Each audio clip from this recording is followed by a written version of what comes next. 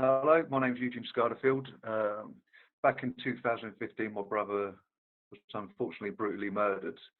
And since then, I've been trying to change people's mindsets on murder and manslaughter, and how it's perceived in the media, social media, and general day-to-day life, uh, trying to eradicate that elephant in the room. This is a section about what I had to do to move forward in my life to look after myself, so I was able to look after my family. So after Michael was taken, I hit the drink, and I mean I really hit the drink. Um, at one point, I drank it was 8 liters of rum in one week. That was the excessive levels I was getting to, the dangerous levels of drinking that I was getting to. Um, so I was still actually working.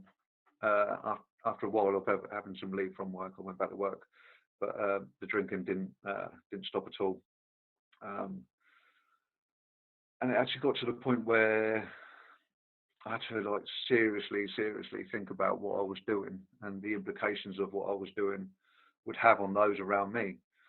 Um, Obviously, we talked about the ripple effects of uh, what the perpetrator did, but obviously there was going to be a ripple effect about of what I was doing. At that point, I had two young children. Um, they had already lost an uncle, um, and they certainly didn't deserve to lose a father. So I needed to do something to look after myself, so I could look after those around me, basically. And I wanted to keep my brother's memory alive. I said to my mum all the time that I had air in my lungs. I was going to keep Michael's memory alive. But the alcohol was just killing my memory instead of keeping Michael's alive. So, with a support from a charity called Sam National, support after murder and manslaughter, I got some great support, great guidance from them. Um, I decided that I wanted to give something back to them, and like I say, in my brother's memory. So I come up with this idea. What rhymes with Michael? Well, cycle does, I suppose. So right, I'm going to do a bike ride, cycle for Michael. Um, I planned this whole event myself from start to finish, and it was a cycle ride from Hayling Island, where we grew up, to Crewe, which Sam National has a retreat there 3 times a year. It was 236 miles in 2 days. I trained for the best part of 10 months. Never been a cyclist before, so obviously I needed to put the training in. Roped in a good friend of mine who was a cyclist, and he helped me with hill training and other methods of training. And I did it. I did 135 miles on the first day and 91 miles on the second day, and in the process raised, I think, just over £7,000 for the charity.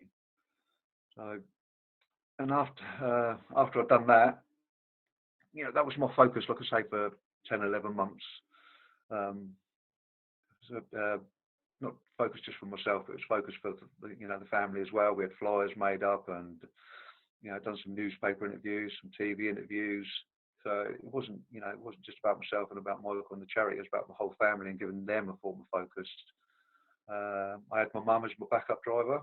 She'd come along in a van and carry drinks and food and dry clothes and that sort of stuff. So it was just all round. It was for the whole family, really, just give us all focus and keep Mike's memory alive. But it wasn't shortly after I completed that one, the dark thoughts started to come back and the drinks started to come back. Um, start drinking again. So it was like, right, you've done one. What's next? Need to keep this going. Need to keep Michael's memory alive. So I thought, right, do something different from the cycling. I've seen a few people who've done the Three Peaks Challenge. Ben Nevis, Scarfell, Pike, and Snowdon, all in a 24-hour period. Well, right, okay. So we've got done cycle for Michael. We'll call this one Mountains for Michael, and we'll do it all again. I'll do the training, and I'll go for it again. So yeah, that's what I did. I trained for that one, um, completed it. When I got to Snowdon, it was 30 mile an hour wind and rain, so it was a bit of a slog, that one.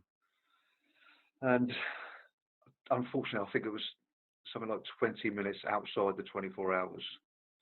Um, but I was pleased with it. I didn't sleep. I didn't, sleep between. I couldn't sleep between the mountains. I was so focused on the reasons for why I was doing it, and not wanting to let Michael down, not wanting to let the family down.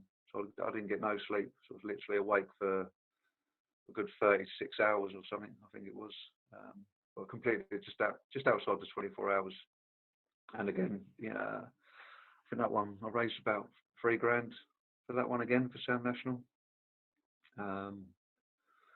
So I had two under my belt. So it was trying to think of something else, but I was trying to think of different things every time. But in this process, I had another baby, so I wasn't able to, or didn't want to really. I didn't want to be out training day in day out and working, and not having time for the wife and the newborn. So we she treated me to a skydive for my 40th birthday. So I thought we'd again use that, call it free fall for Michael, that one. Jump out of a plane. Never been a fan of planes myself. Don't like getting in them. I certainly didn't ever think I'd have to jump out of one.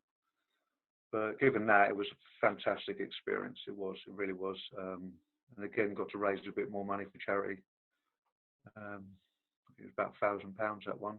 So across the three events, it was about £11,000 for Sound National. Got more awareness raised for the charity Sam. Kept my brother's memory alive. Got people talking. A key thing, one of the key things for me throughout all this was eradicating that elephant from the room. Back in the 80s, it was AIDS. That was an elephant in the room. In the 90s, it was cancer. Coming into the noughties, it was mental health. And all those things are widely spoken about, widely supported. People don't shy away from them. So it's kind of, I want that same thing for murder and manslaughter. I want people to be able to talk about it. People have got this, idea in their head that if you mention a loved one's name, it's going to remind you of what happened. It's not true. That memory is, that's always there. That's always there in the mind. What happened is always there. It never goes away. By mentioning that loved one's name, what you're doing is you're keeping their memory alive.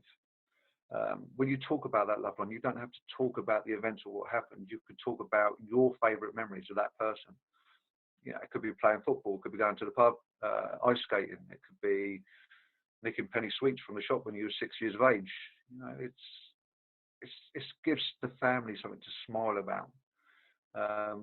We love hearing stories. There's so many stories I've since heard about my brother that I had no clue about, and I love it. I love hearing stories about him. It gives me something to smile about, and some days it takes the attention away from the negative of what happened, and like I say, that can only be a good thing. So after I've done these events, I found myself pouring out my emotions, my thoughts and my feelings into social media, which loads of people in my situation have resonated with them. And I've had comments like, it's like you've taken my heart and poured it onto a page. It's like you're reading from my heart. It's like you're reading from my mind. So I've decided to put all this into one place and release a book. And I'm hoping it could be used for case studies for uni students, rehabilitation for probation, schools. There's a bit of poetry in there, so there's a bit for a variety of ages.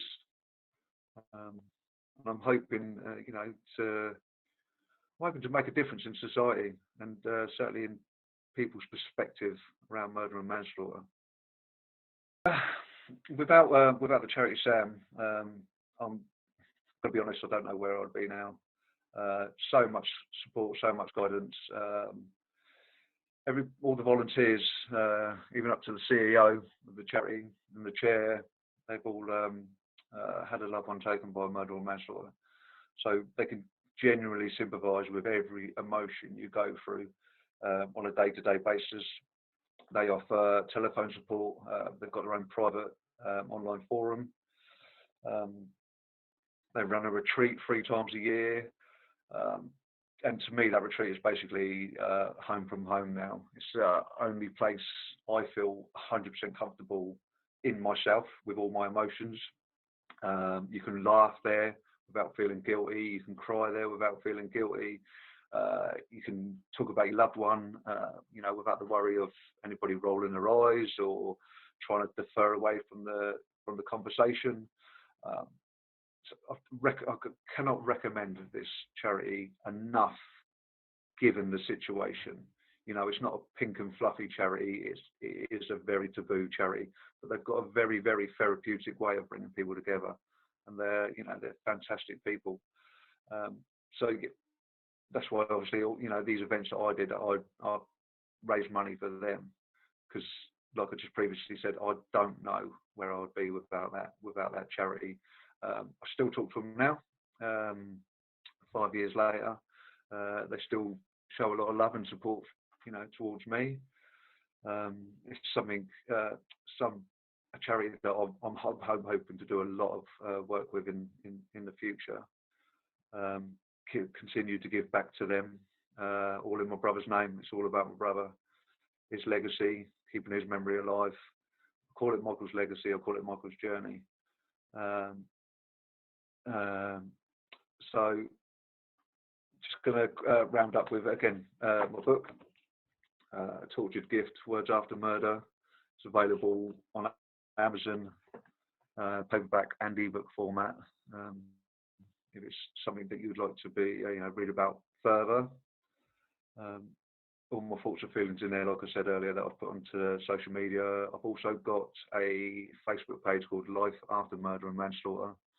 Again, it's where I pour out a lot of emotion that people can resonate with if you're in my situation, but also sort of educate you if you're not, give you an understanding of what life is like for us now.